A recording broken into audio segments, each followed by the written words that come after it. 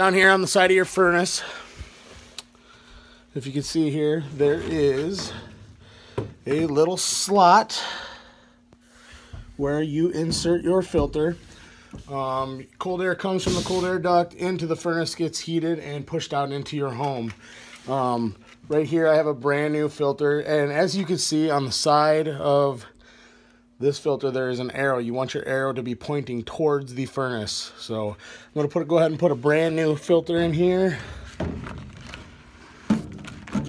As you can see, I got a little scent. And there we go. We are good to go.